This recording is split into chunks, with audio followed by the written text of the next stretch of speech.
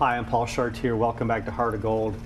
Visually Impaired Preschool Services, VIPS as it's known.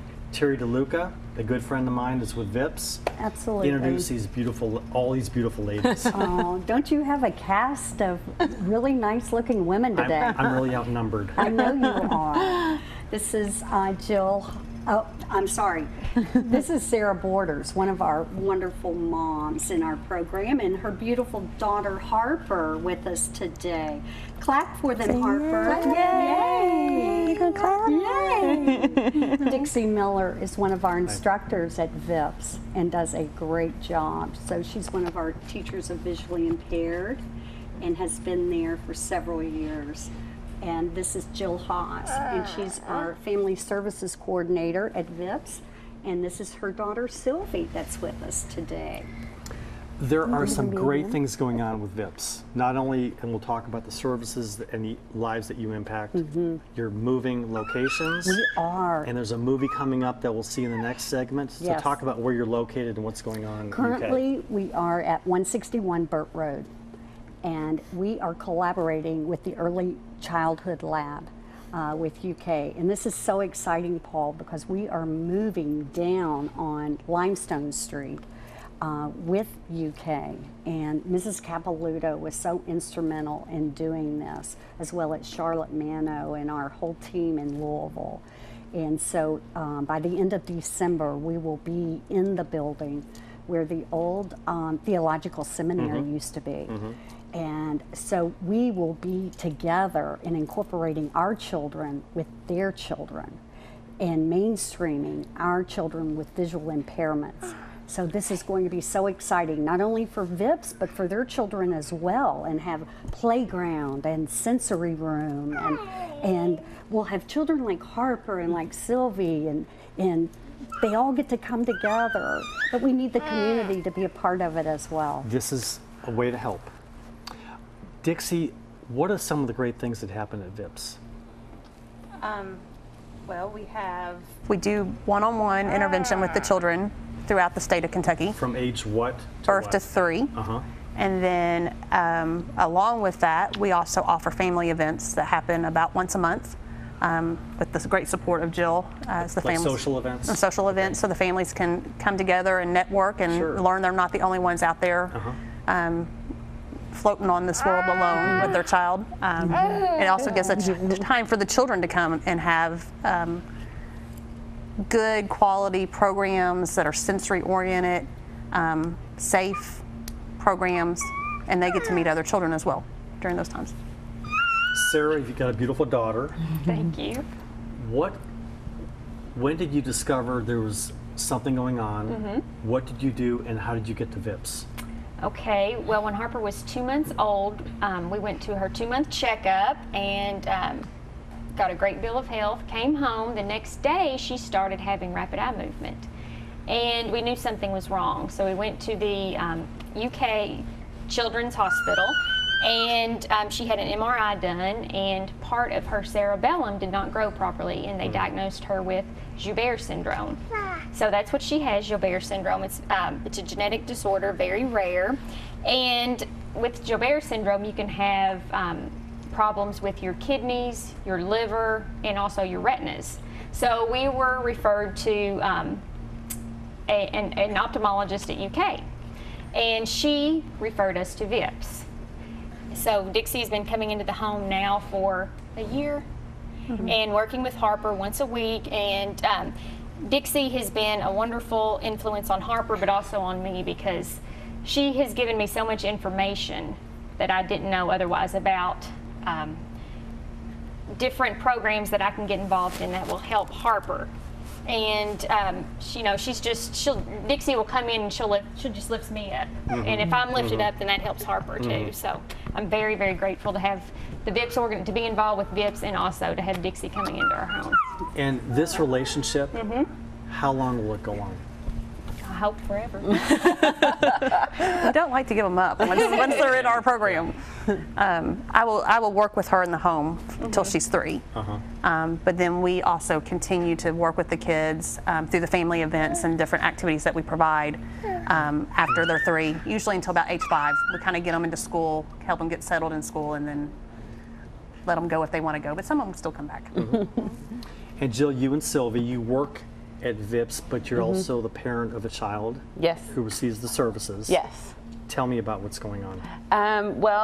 We moved to Kentucky from Oregon when Sylvie was about 1.5 years old, and Sylvie has seizure disorder, global developmental delay, and cortical vision impairment. And at the time when we were referred to VIPS, we had no diagnosis for her, knowing, why Sylvie was the way that she was. So we've kind of lived and gone on with things, just kind of, okay, well, this is who Sylvie is. She's our girl, and we'll just take it as it comes. And VIPS was the very first organization that we started working with here in Kentucky, and I was automatically just amazed at how different the services were available to us here that we didn't have in Oregon. And Dixie helped me get connected with lots of different resources, not just with vision, but with other things that we needed. And after, when Sylvia turned 3 and we started going into the school system, Dixie one day said, hey, I was just wondering if you'd be interested in coming to work at VIPS. And I was like, oh, okay, well, tell me more about this. So now I get to work at VIPS 1 day a week, and I can kind of give back some of the things that I received when I first started, and helping parents to get connected with resources, and just being another bridge to help them get what they need, especially when your child is so young.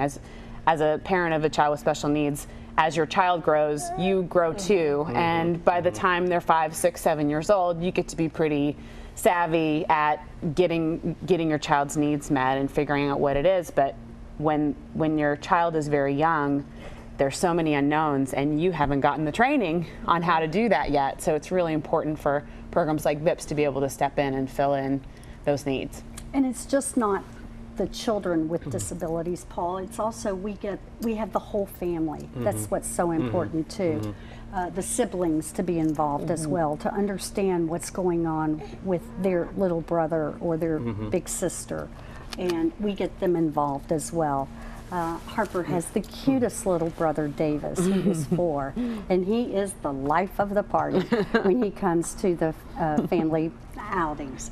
And he takes care of his little sister, that's for sure. So Davis, and does Sylvie have any siblings? Nope, she's the one and only. The special angel. Yeah. Well, don't say that too loud. She'd take advantage. So Davis is going to protect Harper and be that guardian Yes. and older, loving sibling Yes. forever. Yes, Yeah. he will. He will, and he'll have so much compassion too for children that are like Harper. Exactly. Growing up with things like this, it molds a child very differently. Yes. It exposes them. Dixie, I'm sure you get very attached to these kids. Oh, yes. How many children have you worked with in your years at VIPS? Oh my. I average probably about 25 on my caseload at any time, and I've been at VIPS for going on 8 years. So you can try to do the math on that. Hundreds. Yeah, Just take my shoes off. Yeah. Well, my D too. Yeah. The greatness of VIPS goes, like Terry said, well beyond your children, but into your family as well. Explain that. Well, for instance, just a few weeks ago, we were invited to a camp sponsored by VIPS. Davis participated in the camp, and it exposed him to children just like Harper, and children that are just have low vision and not global issues going on. And that's just a wonderful thing for Davis. Not only, at this age, Harper can't really understand. That will help her in the future as she gets older.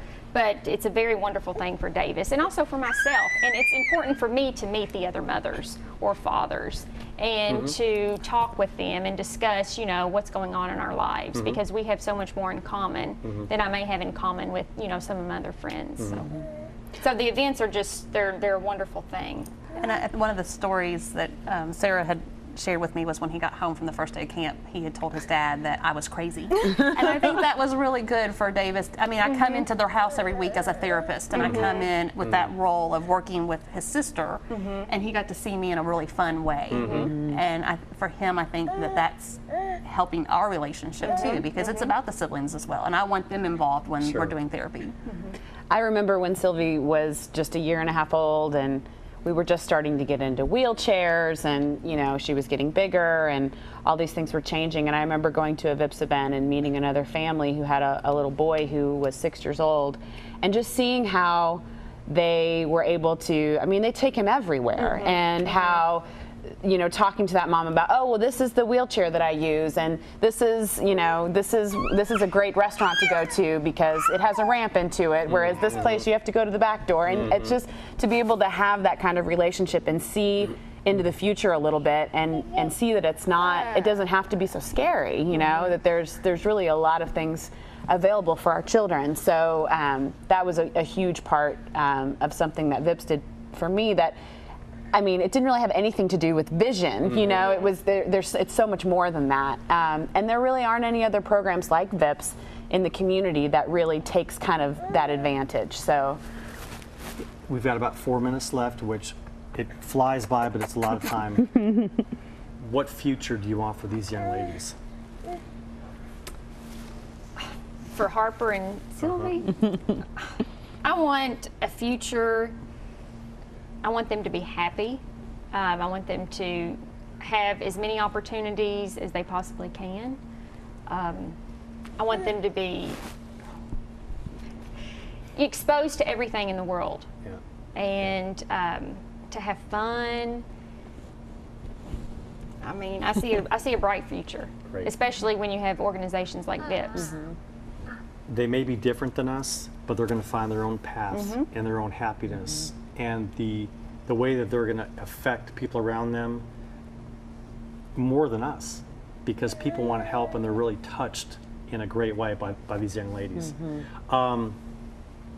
We need your phone number and your website so people can find out more about VIPS. Absolutely. Our website is www.vips.org. And go there. Our mission statement is on there. Our phone number is 859-685-6716. And for people to plug into VIPS early on, what things should parents look for? With their young children, if they're not following movements going on around them, not making eye contact at a really young age, that social smile that starts to pop up if it's kind of become delayed, if their eyes are moving and jerking or they're not aligned, would be some of the key things I would say they need to go see an eye doctor. So ladies, thank God for VIPS. Absolutely.